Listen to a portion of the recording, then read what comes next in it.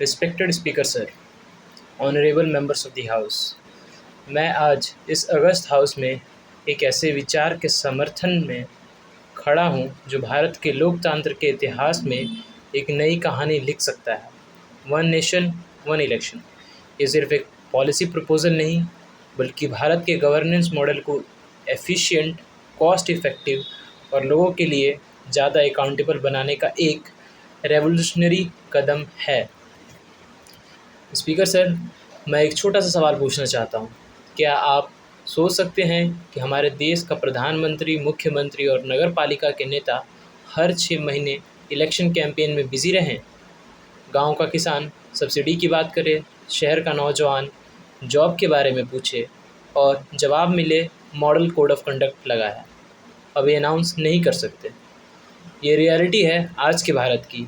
हमारे यहाँ हर साल कहीं ना कहीं किसी न किसी स्टार का चुनाव होता है और इसका असर सिर्फ पॉलिटिकल स्फीयर तक सीमित नहीं, बल्कि गवर्नेंस, विकास योजना और इकॉनमी तक को होता है।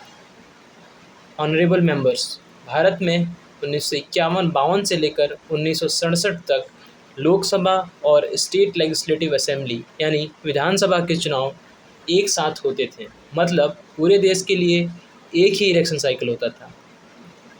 ये सिस्टम सही चल रहा था जब तक कुछ राज्यों की असेंबलीज टाइम से पहले डिसॉल्व नहीं हुई। 1968-69 में यह सिंक्रोनाइजेशन टूट गया और उसके बाद भारत में हर साल कभी न कभी इलेक्शन होने लगे। आज हालात ये है कि 5 साल के अंदर हर राज्य के अलग अलग इलेक्शन शेड्यूल हैं। इससे हर साल मॉडल कोड ऑफ कंडक्ट लगता है, गवर्नेंस रुकता है और खर्चा बढ़ता है। एवरेज 2-3 मेजर इलेक्शन हर साल, Lok Sabha, Rajya Sabha, indirect, state assemblies, panchayat, municipal. Election commission का डेटा के मुताबिक 2019 लोकसभा इलेक्शन का खर्चा 60,000 करोड़ से ज़्यादा था। इसमें सरकारी और पॉलिटिकल पार्टीज़ का कंबाइंड एक्सपेंडिचर है। गवर्नेंस डिस्ट्रप्शन के बारे में अगर मैं बताऊं महोदय, मॉडल कोड ऑफ कंडक्ट लगते ही नए पॉलिसी अनाउंसमेंट्स, टेंडर्स, इनॉग्रेशंस सब फ्रीज हो जाता है। सोचने की बात यह है कि अगर हम एक साथ इलेक्शन करा लें तो गवर्नेंस अनइंटरप्टेड चले और खर्चा भी एक बार में हो।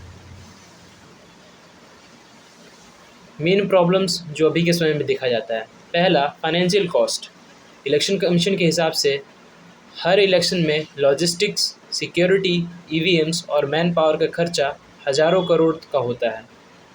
एडमिनिस्ट्रेटिव लोड दूसरे नंबर पे है, जो टीचर्स, पुलिस और सरकारी कर्मचारी मंथ्स तक इलेक्शन ड्यूटी पर लगे हैं, जिससे उनका असली काम जैसे स्कूल में पढ़ाना हुआ, लॉ एंड ऑर्डर मेंटेन करना, ये सब रुक जाता है। तीसरा महोदय, पॉलिटिकल डिस्ट्रैक्शन। लीडर्स ज़्यादा समय कैंपेन में लगे रहते हैं, कम समय गवर्नेंस में। चौथा, policy paralysis. Model code of conduct के दौरान कोई भी मेजर पॉलिसी या स्कीम लॉन्च नहीं होती। Vote bank politics intensification. हर कुछ महीने इलेक्शन होने से शॉर्ट टर्म पॉपुलिस्ट स्कीम्स का प्रेशर बढ़ जाता है महोदय।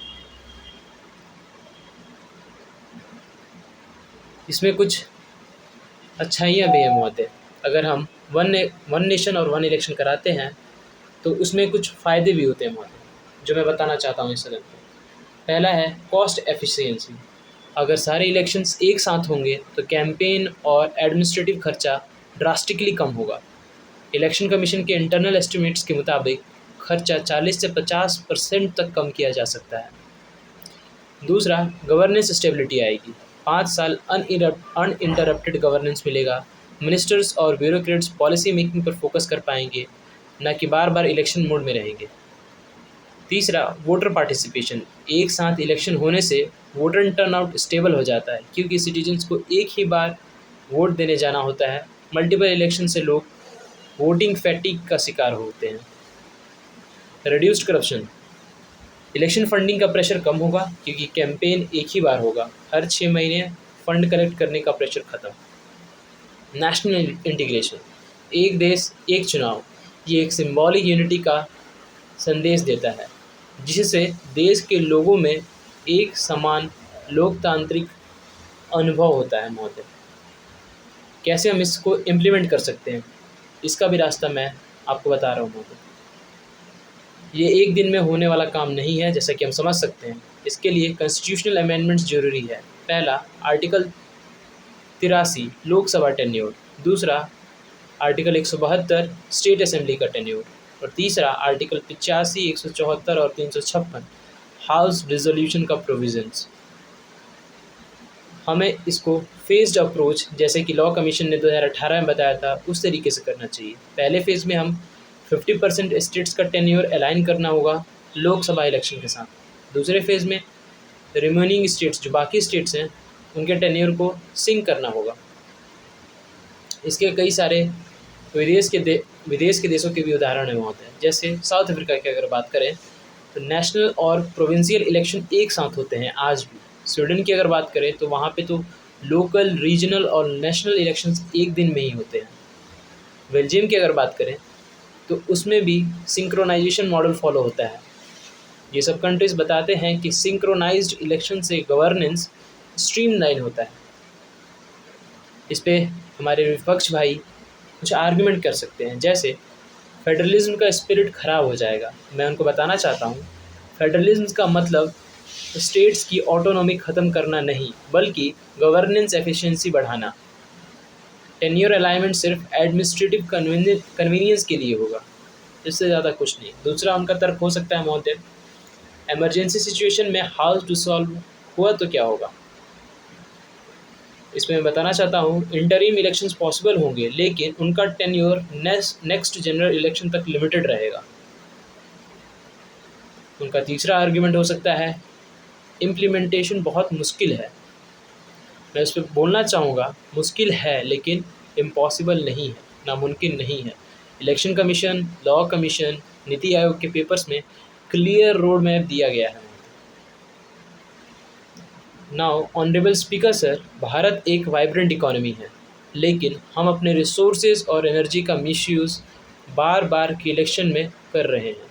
वन नेशन वन इलेक्शन एक ऐसा स्टेप है जो हमारे देश को पॉलिटिकल स्टेबिलिटी, इकोनॉमिक एफिशिएंसी और गवर्नेंस एक्सीलेंस की तरह ले जा सकता है। सोचने की बात यह है, जब हम one tax, GST, goods and service tax कर सकते हैं, वन राशन कार्ड इम्प्लीमेंट कर सकते हैं, तो वन नेशन वन इलेक्शन क्यों नहीं कर सकते। ये सिर्फ एक रिफॉर्म नहीं, यह एक रेवोल्यूशन है जो भारत के डेमोक्रेसी को एक नए युग में ले जा सकता है। मैं इस हाउस से अपील करता हूँ कि हम इस विचार को सिर्फ डिस्कस ना करें, बल्कि इसे अडॉप्ट करें, ताकि हम एक मजबूत, एकजुट और प्रैग्मेटिक भारत बना सकें। धन्यवाद।